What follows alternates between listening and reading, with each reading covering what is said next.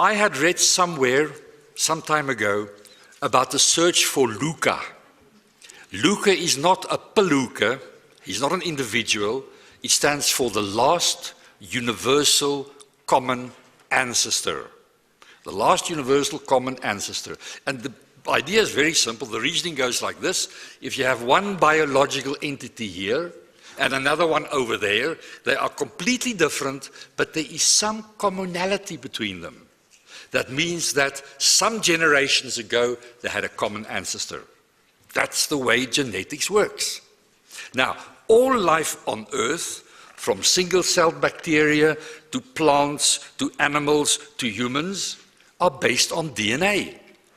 In fact, parts of the sequence, DNA sequence, is common to all of us.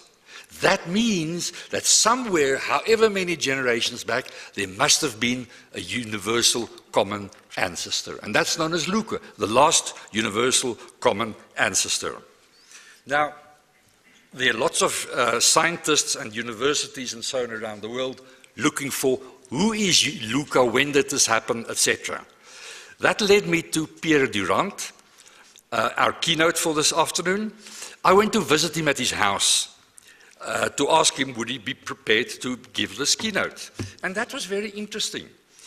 It turns out that he has bantam chickens as pets. He tells me when he sits in the evening and watches the TV, the bantam chickens are sitting next to him. What he's done, and this is super cool, he purchased himself a leash on the internet. So every now and then he gets his cockerel and he puts the leash around his head and he goes for a walk in the park with this chicken. And everybody thinks, this is cool. So do I. Wonderful. Pierre told me that, Luca, that's a good topic. But, you know, the real issue is complexity. We were talking this morning, David was talking about complexity. Complexity, biological complexity.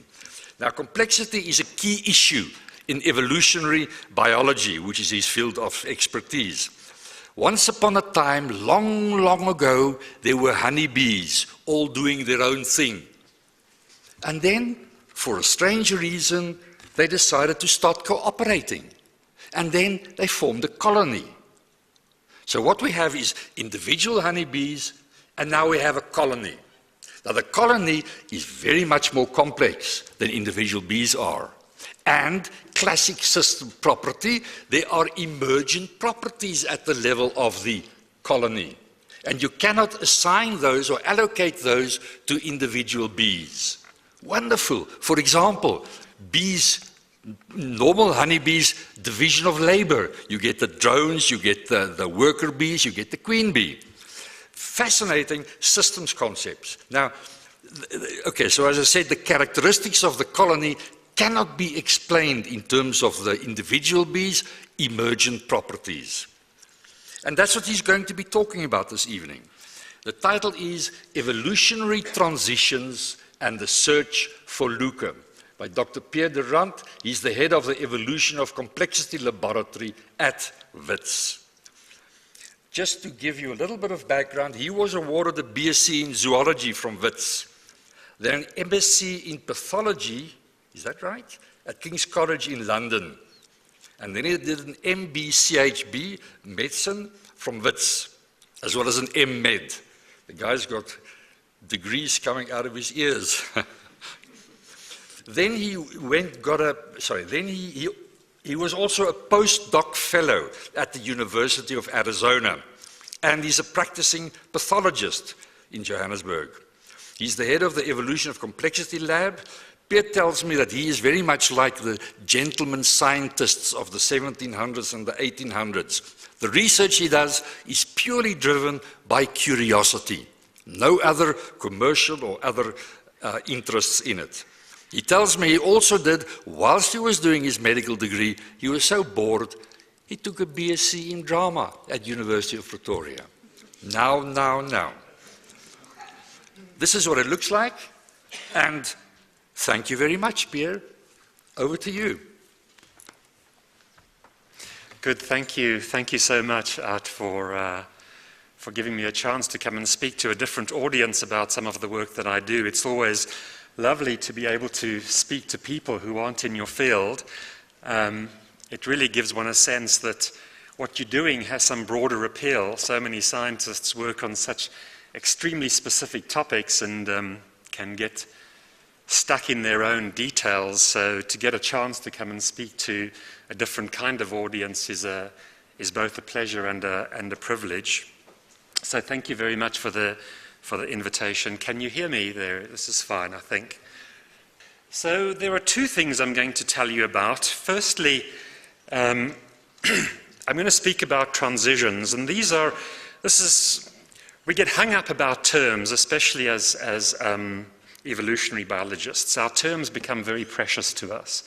So I'm not going to bore you with a lot of the philosophical detail, but this is a term that we use a lot, and I will explain to you what it means. And for the first third of my talk, I'm going to tell you about that, because it has great bearing on how we understand how life began.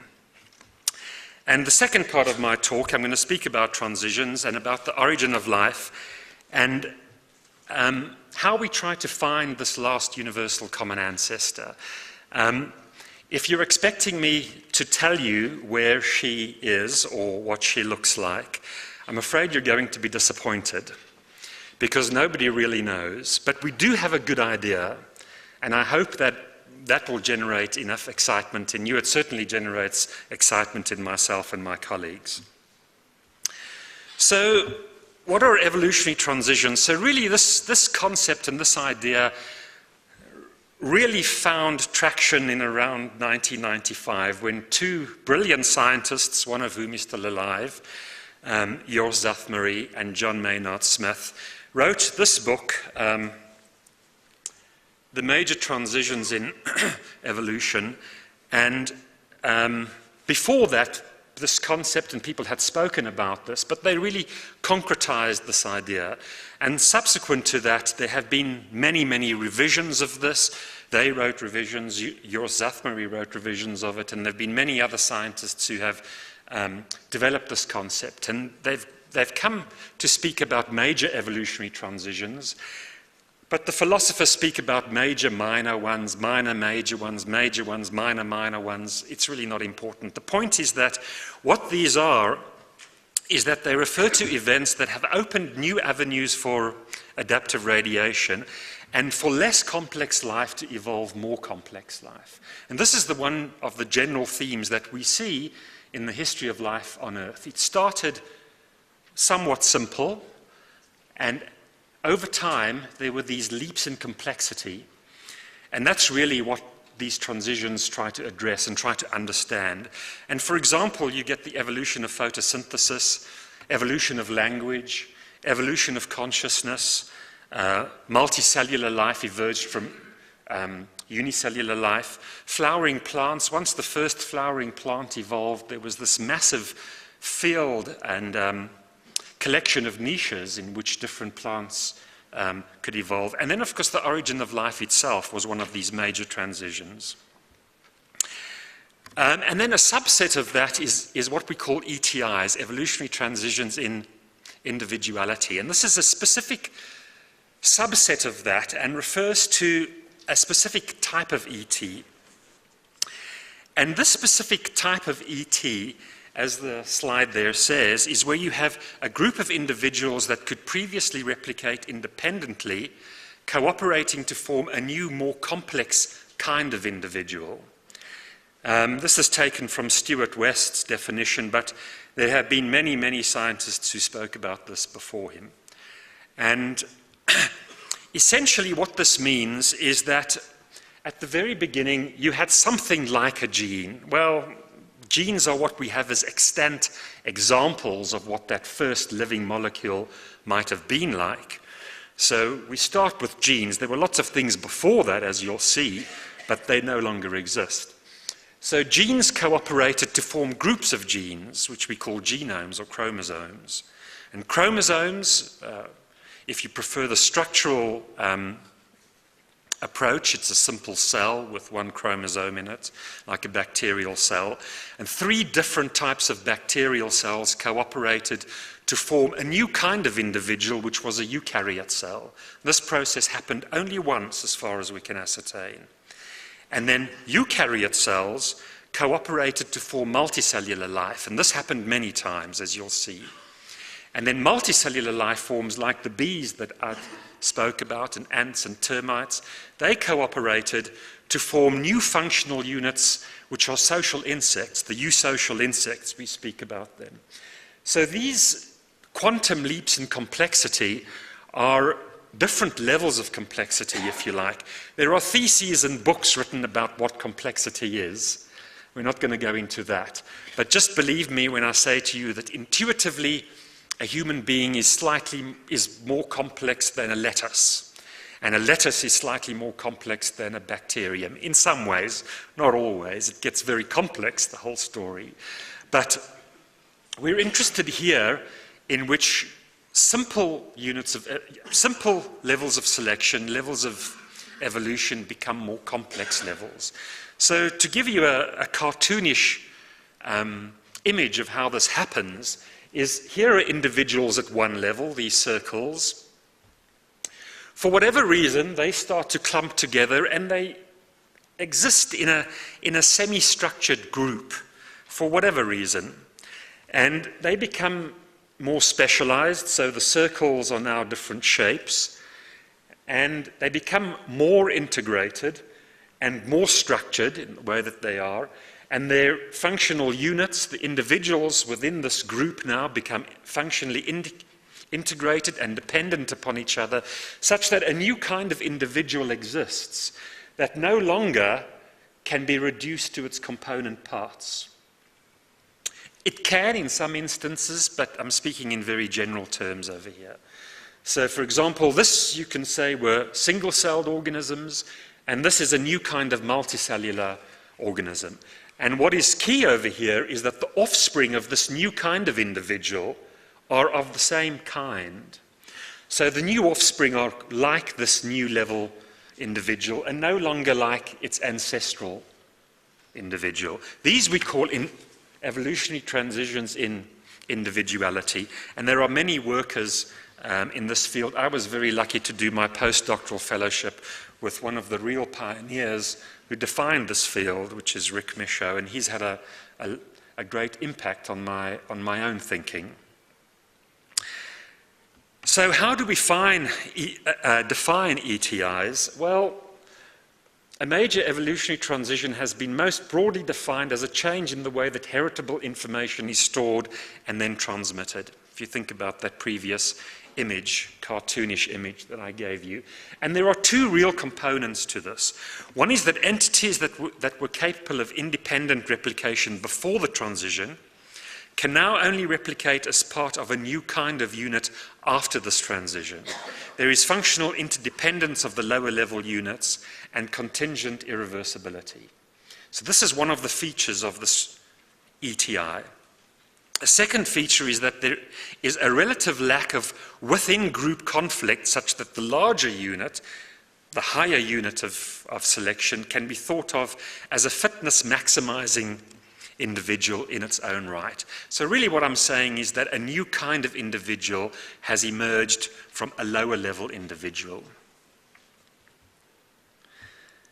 Right, so there are some questions. This has happened many times on Earth. So we know, for example, that bacteria cooperated to form a eukaryote cell.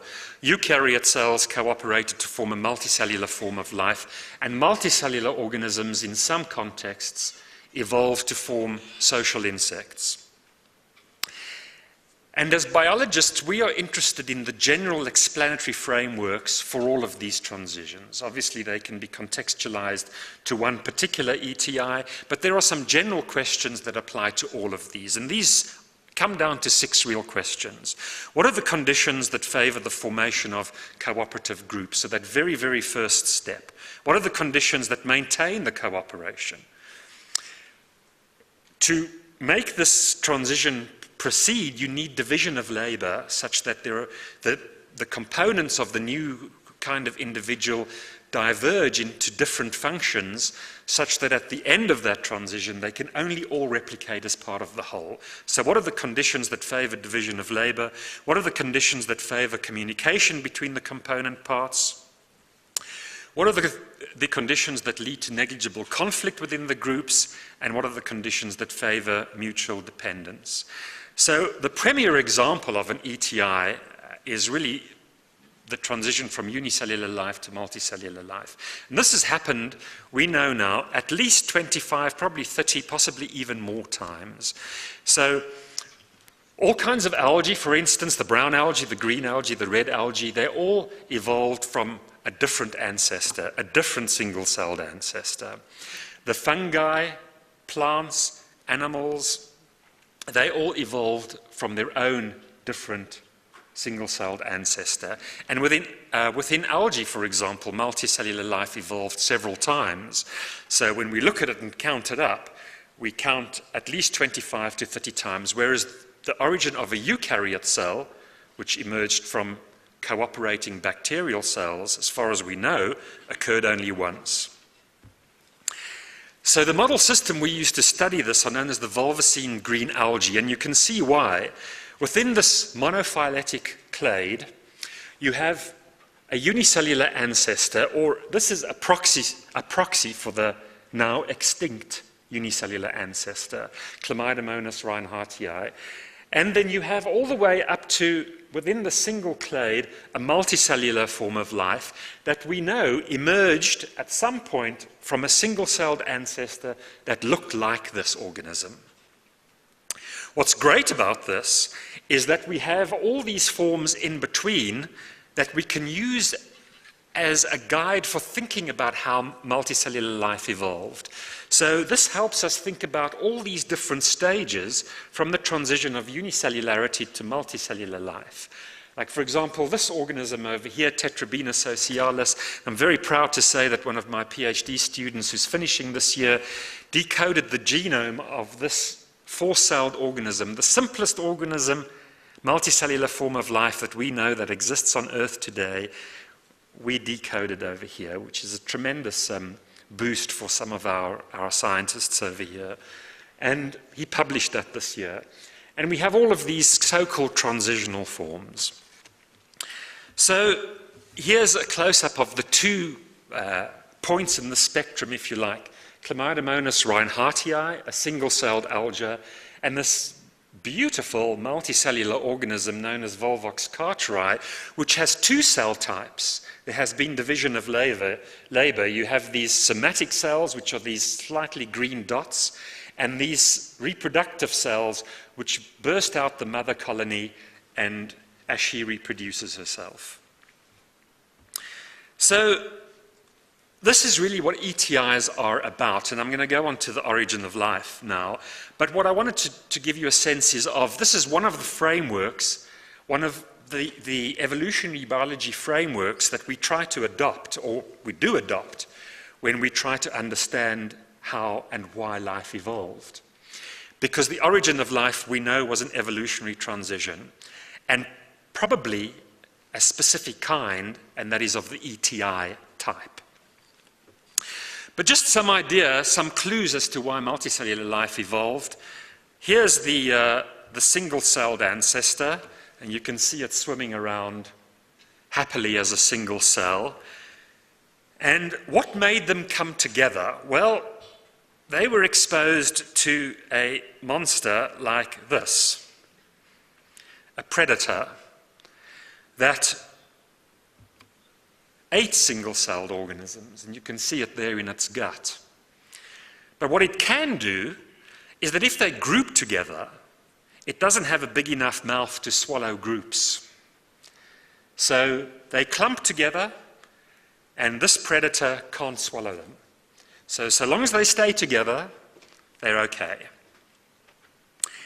And this is one of the selective pressures that selected for single-celled organisms that would stay together, because staying together comes, as I'm not telling you, but they come with fitness costs. I'll show you in the next slide. There's problems with staying together. You don't want to stay together unless you have to stay together. So we need some kind of selective pressure that makes them stay together. We think that this is one of the strongest selective pressures, and we can show it in the laboratory. Here's an indication of the four-celled one that Jonathan, my PhD, decoded the genome. It's a 4-celled, you can see it swimming around there. It's not a very elegant swimmer, as you can see. That's because it needs to do a whole lot of things for just 4 cells to stay together. It comes with some problems. It's not a very good swimmer. And here's Volvox carteri, and look what an elegant organism this is. Once it's, what its name means is fierce roller. I think it's from, is it Greek or Latin? I forget. Carteri, sounds Latin. I'm not sure. Anyway, it means fierce roller. It moves in this rolling way. And then what a postdoctoral fellow in my laboratory did was, when he exposes these cells to a predator like this, here they are in liquid culture. So it's just nice and green, they're all separated. But as you add the predator and more of the predator in a dose-dependent way, they clump tighter and tighter and tighter together. And eventually, what you have, here they are as single-celled organisms, here they are clumping. Here's the predator that swallows the single-celled forms. Here's a close-up of the clumped groups. And what happens is, because they're all clumped, and they aren't exposed to resources, food, and so on, some of them begin to die. And that's what these brownish dots are. When things die, their chlorophyll loses the green color. As you see, it's, oh no, it's not autumn, it's summer, it's spring. I'm a bit confused. I just came back from Europe, where it is autumn, but the leaves are beginning to fall. You see how the leaves turn from green to orange, red, and brown as the chlorophyll decays. It's the same thing over here. So there are costs to staying together. And that's one of the big problems with trying to understand these ETIs. Anyway, I just thought I'll put this aside because perhaps the most research that I do now is to understand why programmed cell death evolved. And what we have subsequently realized, it plays an unexpectedly important role in sustaining life. It's quite a philosophically interesting avenue to go down, but it certainly played a large role in the transition from unicellular to multicellular life through a whole lot of different processes. I'm really just mentioning this because this is probably the main area of research that I work in. So coming on to the origin of life and to import some of the stuff that I've told you about evolutionary transitions into the origin of life. So I don't need to tell you, because when we think about the origin of life, this has probably been something that hominids have thought about ever since they could formulate questions, ever since there was some degree of consciousness. Humans or species or genera before humans, when they could formulate concepts in their head, they probably started to think, where did we come from? And of course, as a result of that, an enormous number of myths came about. And there are, for every grouping of individuals, every kind of civilization that we know of, came up with some idea of where life came from. So clearly this was something that was on their mind a lot. Different civilizations and cultures, different parts of the world, try to address this question independently. And here are just some pictures of some of those wonderful creation myths. This is from a Norse myth where these three brothers slew the god Ymir, and they created the universe from his body. This is from the Haida people in the west of Canada, I think it is. I actually visited this. Yes, it was in British Columbia. And Bill Reed is a sculptor. The belief is that there was this huge raven that found a clam on the seashore and opened up this clam, and all these living forms crawled out. The raven was a god. These are from Shinto gods who created the earth and living things from swirling in the waters. This is, of course, the well-known Judeo-Christian Islamic tradition of God creating Adam, and this is from one of the Egyptian myths, where these two, a god and a goddess, their union spawned all living forms. But what is interesting as a quasi-philosopher, I just had a paper accepted in a journal, but one of the reviewers said, all this quasi-philosophical stuff is completely unnecessary. And I see once the review was accepted, he wrote quasi in brackets philosophical again, so I think I convinced him just a little bit that it was more than just flowery language. Anyway, what the quasi-philosophers have realized is that despite the fact that if I said to you what is living, you have an intuitive idea of what something that living is. But philosophers want to go down to the very most basic nature of something, and they like to start with definitions. But there is no definition at the moment that is satisfactory to all academics and philosophers or biochemists who work on the origin of life. There is simply no definition that makes everybody who works in this field happy. And Jack Szostak said that attempts to define life do not help to understand the origin of life. It's a worthless pursuit. I would disagree. I think it is very helpful to think about. Doesn't mean because we don't get to a conclusion that it's a useless endeavor. Actually thinking about it has been informative because the stumbling blocks that we've come across have made us rethink about some of the problems that we face in trying to identify life. Now, this is not just a philosophical problem, but NASA has a very aggressive, if you like, policy of trying to identify extraterrestrial life. There are projects underway that are actively looking for life on other planets all the time, and I wouldn't be entirely surprised if they don't actually find some kind of living system on Mars still. But to evolutionary biologists and philosophers, they asked people like Gerald Joyce, this is now the adopted NASA definition of life, if we find some molecules in the water, the frozen water on Mars, how are we going to know if it's living or not? I mean, it's actually not such a trivial question. So Gerald Joyce and the Fundi biochemists in the field said, well, if you find a self-sustaining chemical system that can evolve by Darwinian evolution, you will have found life. Well, yes, they would have found life, but I think this is unnecessarily restrictive because there are other ways in which life can be defined as well. Of course, there's a very circular definition that something is living if it has a life history. We speak about life history evolution, and as I say, it's a circular definition, but at least you can use it to measure things. We can measure things like fitness and a number of offspring and how big, how small, how many eggs it lays, all of these kinds of things. Life is an emergent property. I was very disappointed to find out that somebody had said that before me. I thought, oh God, I've come up with a really great definition of life. This is it, because this really makes sense to me. And then I thought, oh, everybody else knew it already. It's always a bit disappointing, but it's still my favorite, not just because I came up with it, but because I'm a little bit of a philosopher, well, quasi-philosopher, I suppose. But in a way, it doesn't tell you much, but it captures an abstraction that I think goes to the essence of what life is. I cannot think of anything else that captures it better than this, because, as you will see later, I met David Penny, a superb fellow at the Massey Institute of Fundamental Science in New Zealand, and he wrote a paper on what the properties of life are.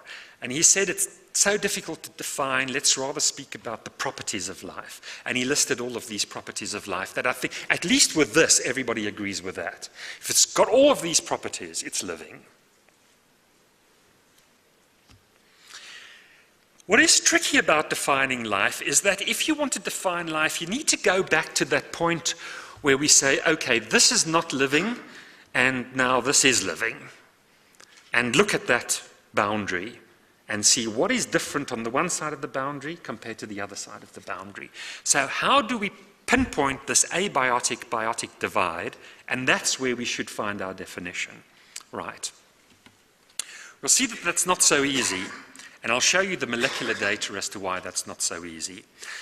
But some more general things is, can biology, firstly, and this is the first point I make because the physicists and chemists are not, they'll say, well, everything can be reducible to physics and chemistry. I disagree. I'm not saying, not for a minute am I saying we are made up of stuff that is not reducible to physics and chemistry. I'm saying that on top of that, there are other properties that are not captured or sufficiently captured by the laws of physics and chemistry. That is certainly what I am saying. Whether philosophically you want to call them laws or principles or rules or whatever level or status you want to give them, I don't know. But what I am sure of is that the laws of thermodynamics, Newtonian mechanics, quantum physics and theory, things on a scale of galaxies, relativity and so on, they don't capture some of the properties and processes that we associate intimately with what a living system is. So I'd say that the laws of biology that capture phenomena of life are irreducible to physics and chemistry. Two of these are that reproducing populations with hereditary variation in fitness will evolve by natural selection. That, if you like, is one of the first laws of biology, but I don't know how that can be reduced to a physical or chemical process, because fitness itself is only something that can be attached to reproducing populations. And the second law of biology, if you like, that is over a massive macroevolutionary scale, living systems tend to increase in complexity through these evolutionary transitions that I spoke about. The other point here is that the origin of life is best appreciated by the process as opposed to a discrete event. I hope that by the time I've finished in another 20, 30 minutes, I will have convinced you that there is no discrete event. There was no discrete event at which you didn't have life and then you had life. And I will show you mechanistically why I say that as well. And then this process from abiotic to biotic can be expressed or captured in philosophical ways, theoretical models, and genomic analyses, as well as, of course, empirical studies. So the first thing is about the theory and the genomics, and I've just added two things here. There is a wealth of theory and genomic data that looks at this problem of how life evolved. But there are a few points I want to bring out over here. The first is that the theoretical works in evolution reveal that there are three important things for life to have started. Just a point here is that for the philosophers and the biochemists for origin of life work divide themselves roughly into two groups, the replicator first scientists and the metabolism first scientists. The metabolists first will say that you had to have these metabolic processes before you could get replication. That's true. But the replication scientists say to understand life, you really need to have replication in that system before you can begin to understand living systems. I'm with a second group. Anyway, they will say that the three things is that there is not a single living molecule that you can say, this is where it all started. There had to be group selection in that you had to have a collection of some things, which I shall show you, and only once you had that collection could life begin. And if you take one component out of that collection, it can't progress to the next stage. I'm sure systems biologists, this is nothing new to you. To biologists, it does get like, wow, this is how it works. But to you guys, it's probably, well, we know all of that. That's how everything we do works. But what happened was you needed, in the origin of life, you needed some kinds of molecules to form. And then there was an emergent property. It was purely by the properties of the collective that it could start to evolve by natural selection and replicate and metabolize. It was only once that happened. But if you go back and try and ascribe quantitative measures of that new collective to its individual components, it's not possible. So that new collective is an emergent property. The genomic work, so there are two things. Theoretically, you can't talk about origin of life without giving Tibor Ganti some credit. He spoke about a chemoton, which is an abstract structure, which he explained how stoichiometrically you needed all these different components to fit together to get some kind of unit that could grow and evolve. He called it the chemoton. And it contained, without him specifically looking for this, it contained the three properties that we associate with the evolution of life. One, heritability. There needed to be some kind of heritability of information from one generation to the next. That heritability needed to give rise to variation within the populations.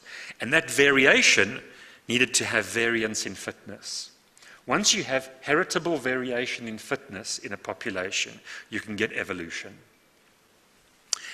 And a very, very interesting man, Eugene Koonin, I watch all of his talks on YouTube, such an interesting fellow, has done some of the pioneering genomic work. And what he did in this genomic analyses over here is he took all the phylogenetic trees that could be constructed. A phylogenetic tree, if you're not familiar with this terminology, is a sequence of DNA, and you look at the relatedness between all these different sequences. And what he did was he built all the phylogenetic trees of clusters of genes across all forms of bacterial life, because we know it started before bacteria emerged, long before eukaryotes existed, and wanted to see if they converge on a particular point. And he discovered that they don't converge on a particular, on a node, on a particular discrete ancestor. Rather, they converge on what he called a centroid. So there is a signal for the origin of life in terms of understanding DNA sequences. There is a signal. It's like looking into the distant space and seeing a signal of something. So this is what he found genomically, is that he can capture something, but it's not clear, and it's not a unitary point, which was quite interesting, which made the philosophers who want to understand the abiotic and biotic divide, the theoreticians who worked around group selection and not individual molecules, as well as genomicists, independently starting to converge on the same conclusion that, yes, there is a signal of the origin of life. It clearly started somewhere, but what that is still quite mysterious. So the question then comes is, are the philosophical analyses and the theoretical models and the genomic interpretations, are these ideas supported empirically? Well, let's go through the process. So here's a timeline for the origin of life according to the RNA world. The RNA world, as one scientist put it, is the worst explanation or framework that we have for the origin of life, except for all the others. So it's the best we've got. It's really not good, but it's the best we've got. And what happened is that around maybe these this time frame has changed a little bit, but anyway, when I took it down in 2012, in around 4.6 billion years ago, the Earth was molten rock. There was the formation of a hydrosphere about 4.4 billion years ago. The synthesis of early biomolecules like inorganic phosphates, sugars, and nucleosides, which are responsible for forming polymers, which gave rise to life. We don't know how these formed exactly, but the chemists have a good idea of what the circumstances, what the conditions needed to be. And some of these processes chemically have been shown. So there's nothing mysterious here. We don't know exactly how these things formed, but it's not a huge conceptual leap from what we know to how this happened. These can polymerize in some way so that these units can join together to form strings, if you like. These strings, we're not sure exactly what they were, but we call them pre-RNA because we know that they were probably a little bit like RNA, just a lot more stable. They became RNA, and this is where we start to have extant molecules that we can work with, that we can use as exemplars of those original molecules. And they form stable networks, and they become integrated eventually to form the most primitive cell of all around 4 billion years ago. And to zoom in a little bit on those molecules more, because once we've got cellular life, it's easy. Then you're away. The problem is getting to the point where you have stable genomes. And this is why it's a problem. In this prebiotic chemical soup, and it made inorganic phosphates, nucleosides, and sugars, which we know could form up to form phosphoribonucleotides. We know that these can polymerize on clay matrices. We know that biochemically, if they form under the right conditions on certain types of montmorillonite clay, they can polymerize. And you can get, I'm sure you've heard of the double helix. DNA is always paired. So the question is, how does it become paired so that it can, one strand make a copy of the other strand and vice versa? So we know that passively this can happen, and you can get populations of double or single-stranded ribonucleotide polymers. And this schematically shows a similar kind of thing, where you have these secondary structures now of these ribonucleotides that can fold because they base pair on themselves. So they're single-stranded, but they can base pair on themselves. And they form a whole variety of different types of RNA polymers. Now, what is interesting is we know that if they get sufficiently large, well over 100 nucleotides, phosphonucleotides, big, long, the polymers, they can start to have interesting enzymatic properties. And they can start to make copies of other molecules like themselves. So they can, if you have a molecule like this, it can start to take other pieces in the environment and join them to each other and start to make more molecules. And once you have two that are using the right substrates and the two of a specific sequence, they can start to copy each other. And you have a reciprocal relationship between two molecules that can copy each other with the necessary substrates in the environment. And this is then we're getting to the point where we have a system of at least two ribonucleotides, we call them ribozymes because they have enzymatic properties as well, with their necessary substrates, and we needed at least four substrates and two ribozymes, so 6 molecules for this whole process to start working. But what was known, so we knew that this could happen. Well, we didn't know, I'm using the royal we here. Gerald Joyce and a whole lot of other biochemists worked this out. And they knew that once they could get to this point, we're starting to get something that resembles a living system. The problem is that we didn't know how we get from very short ones that we know can form spontaneously, 40 to 50 MERS refers to the length of the polymer, 40 to 50 length polymer to the minimum size of at least 100, preferably 180, for them to start to be able to do this. We can't get from this to that point, and the reason why we can't do that is because it's what in biology you get a lot of these chicken and egg problems. You need the enzyme to be able to make more copies, to be able to copy itself in a sufficiently accurate way to make a copy of itself. If it copies itself passively, the error rate is so high that it cannot produce a sustainable population of these molecules. Manfred Eigen did a lot of this work mathematically and empirically as well, and discovered that for there to be a sustainable population, they need to be at the very least 110 nucleotides long.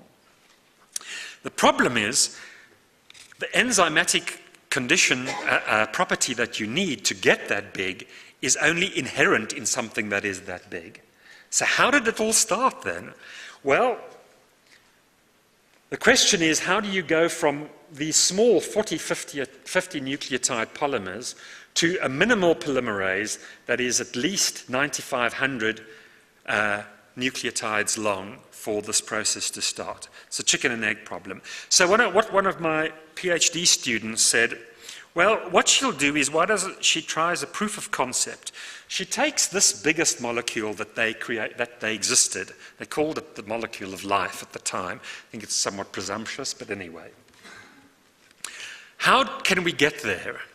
So she thought let me go to the next slide actually. If she takes that molecule, here it is over here, that's the very big one. We know that it can join substrates to itself to get even bigger. So what we worked out is that, what if you take this one and you start cutting it up in pieces, smaller and smaller and smaller? What is the smallest size you can get to that it can start to do something enzymatically? So she kept cutting, here's the big one, cut a piece off to this, cut a piece off to this, to this, to this. She cut a piece off down to a 40 nucleotide ribozyme, and we were surprised. I didn't believe it. I thought she'd made a mistake at the time, and the reviewers didn't believe it, and they checked, and we repeated the experiments, and it was completely reproducible. The very smallest one of 40 nucleotides, it didn't have polymerization activity, which means it can't make a copy of part of itself. But what it could do is it could ligate a piece onto itself. So it could ligate these other substrates lying around in the prebiotic pool, if you like. It could join them onto itself to form bigger molecules like this.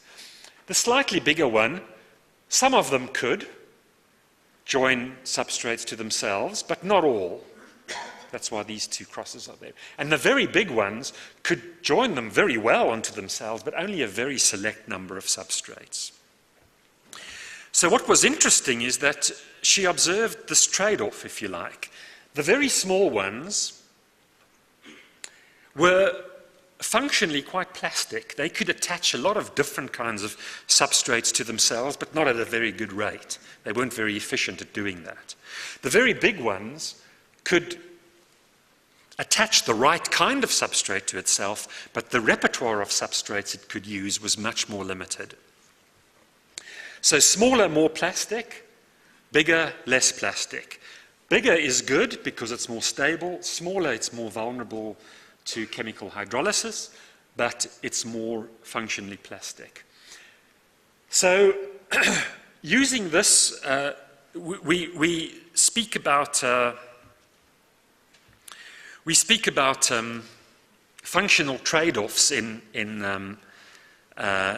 evolutionary biology, and I'm just going to tell you an example of what one of this is. So for example, what this does tell us over here is that the greater the structural stability of a particular ribozyme, the less the functional flexibility and the less the rate of self-ligating activity. So what we found is that this is a summary of her PhD work, is that at some point we can easily explain, relatively easily explain, how you get ribonucleotides of 35 to 40 ribonucleotides long. This we know can form spontaneously. Biochemically, we can explain not every single step, but it's not a leap of faith to explain what could have happened to get to this point. We know that at this point they can't reproduce themselves, and if they can't reproduce themselves enzymatically, which is important for the fidelity to be high enough to make true copies of themselves. They can reproduce themselves passively by just passive base pairing, but that is so inefficient they can't make true copies of themselves. So you hit a bit of a stumbling block over here. But what they can do is that by random folding of these ribonucleotides, they can fold by chance in some conformations that have general ligase ability. So they can self-ligate other ones in this pool to themselves, and they can get bigger. So they can at least get bigger by joining other pieces to themselves. And while this activity is going on, the RNA pool diversity increases, not only in number, but also in the sequences that are present over there.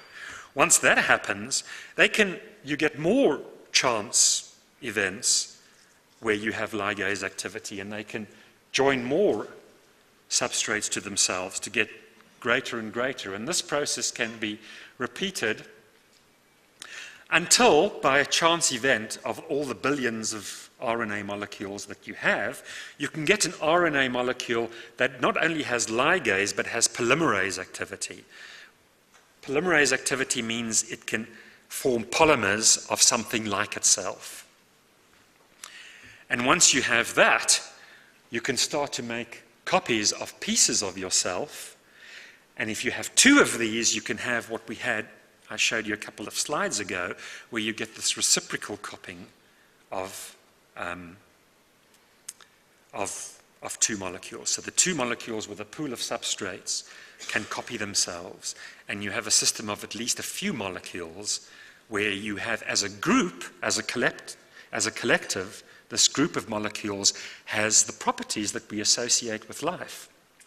So what about the origin of life as an evolutionary transition in individuality? Well, we know that you have these prebiotic molecules which can passively polymerize, and they can form partially folded and folded structures with heritable variation in fitness, that when they're large enough,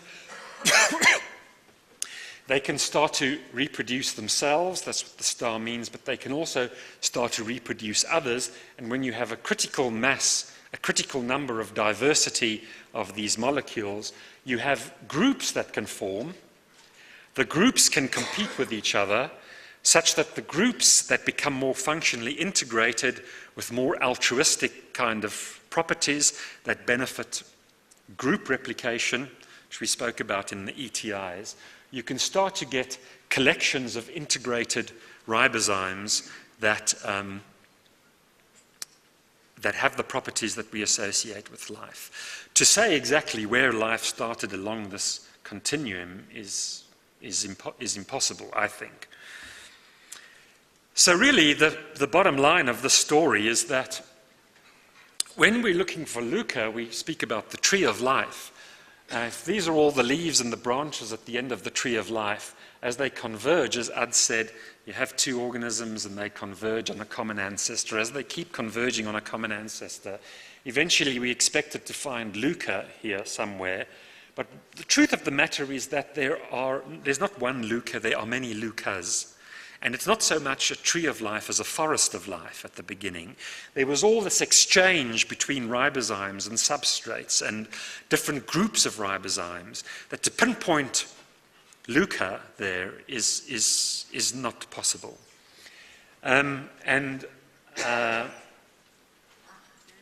You can draw phylogenetic trees where you look at DNA sequences and you want to converge on some central point, but what we find is that of the DNA sequences that we have available to us, they do converge on a centroid, but there's a lot of horizontal transfer between the different nodes and the different branches. So I'd like to think that independently the philosophers, the theoreticians, the genomicists, and the molecular biologists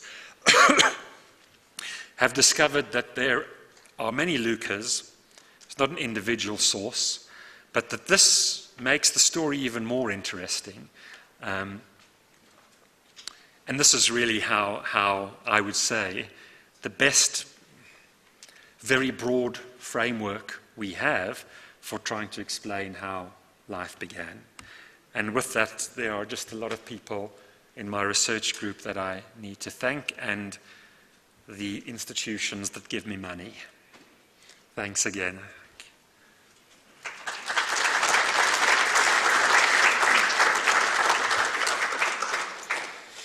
And I'll be happy to take a question or if anybody's interested.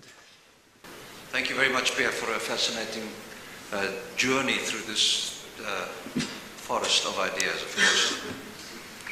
You put yourself in the camp of the RNA world first. I put myself in the camp of the metabolism first. And we are both wrong. Well, we are right and wrong. The question is, and you didn't address that, of course, is that to link these two worlds together, there arose a convention of RNA sequences or DNA sequences, if you want, to protein, to polypeptide sequences, so the genetic code. Before that arose, I don't think we can speak of a LUCA. So this is so important, this chemical convention, because the two types of sequences have chemically nothing to do with each other. And there arose this like Morse code convention between the two that links sequences of RNA sequences to DNA sequences to amino acids. How does that fit into your picture? Yeah, so I must say that I you know, as an evolutionary biologist, we've got to look at replication. So unless there's a population of reproducing things, we sort of don't think about it as being living. But having said that, you know, our culture of reductionism wants us to zoom in on the simplest, most parsimonious explanation. So we are quite artificial here. I don't have any qualms about admitting that this is in many ways quite artificial using this reductionist approach. I have my personal view is that I don't think RNA arose independently like this. There was a co-evolutionary process between RNA and peptides or amino acids, bigger protein, whatever they were, even pieces of DNA, and that there was an amalgamation and co-evolution of all of these molecules in order to get something more complicated out. But the reason I do think of the RNA and that replication first is because there is part of me that wants to come up with the most parsimonious explanation as possible in my field. And because RNA captures enzymatic properties as well as hereditary information, it captures those two in one molecule. The genotype and phenotype are the same. So that's why I zoom in on that and the replication first. But I have no doubt, speaking like this, I have no doubt how the hell does anybody know? But I have no doubt that they were there in the primordial soup. They surely would have played some kind of role. And it's not like the genetic code that you speak about emerged spontaneously. There can be, what is the law? There can be no miracles. There is something along the way that we need an explanatory explanation for every little step. The law of continuity, I forget what it's called. Anyway, but you know what I'm trying to say. So it didn't spontaneously. At some point in this RNA world, possibly I think no later than once we've got a group of ribozymes that as a group are reproducing, there must have been some kind of initiation of the genetic code at that stage, surely. That's my feeling. But if you were asked to ask me why I say that, it's just that it makes most parsimonious sense to me. I don't have any empirical evidence to support that. Having said that, it might be worthwhile for the audience to know as well is that while I subscribe to the RNA world only because it's the worst except for all the others, is many other people will say, oh, nonsense. That's complete nonsense. It must have started with proteins. Actually, engineers, for some reason, who find their way into evolutionary biology want to start with proteins. I'm not sure why, but they all want to seem to start with the proteins first. Anyway, and they'll just say proteins were the first, or DNA was the first. I'm not sure why. I just make one comment on that. The problem is not the metabolism first doesn't necessarily refer to proteins. It refers to a primitive autocatalytic system. Because the problem is that you start with precursors that are already quite complicated. We don't know how those trinucleotides or whatever, where they came from in the beginning. And there, Christian de Duve has a beautiful theory about the sulfur, the thioester world that would have existed before an RNA world in order to just make these precursors. Because there's an energy problem in there, so. Yeah, actually, maybe just something to build onto that is that I think often people refer to the same things, they just use different terminology. You know, the reason I sort of go towards the replication first and not the metabolism first is when I think about metabolism, I think about metabolism only in the context of something living. I'm sure those processes might well have all existed beforehand. To make the ATPs and GTPs and all of these things, there is an energy problem. You're absolutely right. How do you get the chemical energy to be able to do this? So those things all except I suppose I would be referring to them purely as in thermodynamic terms and not attach any metabolism to it, because that's sort of what we intuitively associate with a living system, you know. But it's a semantic thing, I'm sure. So if we look at the development of physics, one of the problems that we had was that we ran into image problems. So this is not an evidence limit, but it's how do we think about it? It's a cognitive limit.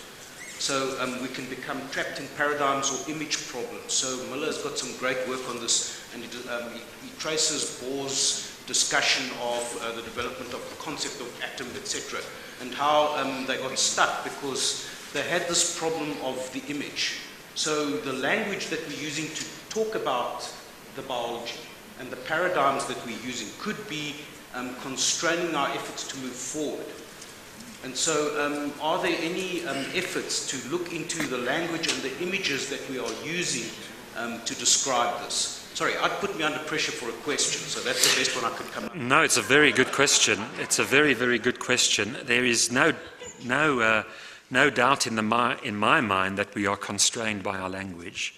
There's no, I think there's no doubt in my mind about that. We think in terms of images, pictures, and we communicate them with words and numbers, and that limits us enormously. Way around that, I am a completely what's the current terminology for the political world that we find ourselves in? I beg your pardon? Politically correct. Well, I'm not politically correct, that's for certain. But the one I'm thinking of is outward looking. So in conferences, I think, I was just in Germany now actually, the one thing that they try and do, that we really should try and do, is to take people who try to address a similar problem from very different backgrounds, and they speak about things in different ways and challenge each other. I think that is extremely helpful. It is great to have a philosopher, a molecular biologist, a theoretician, a mathematician, all of these people together addressing the same thing because they nudge each other out of their constraints sometimes. Diversity is incredibly valuable for moving forward. Clarence. Hi.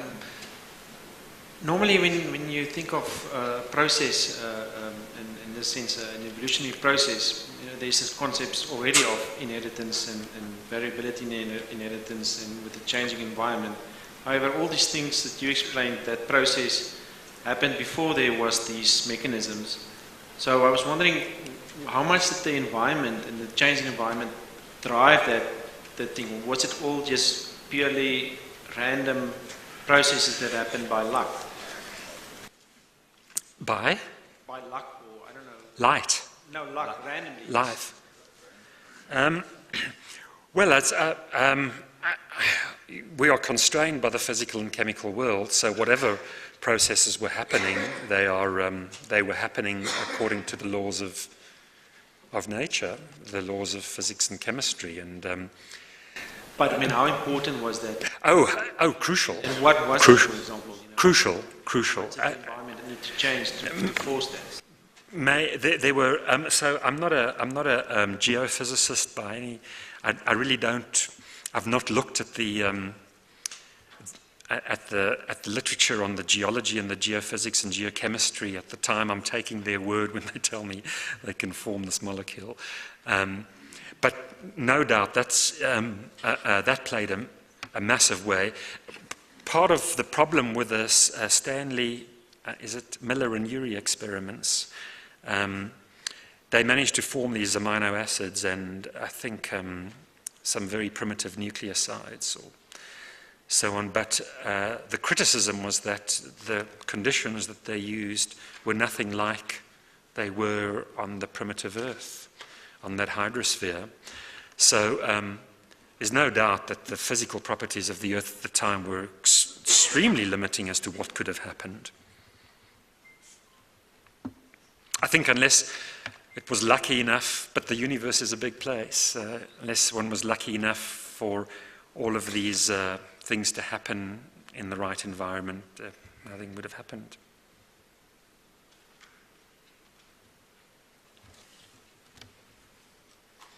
Excellent. Thank you so much. Let me just give you something. Thank you so much.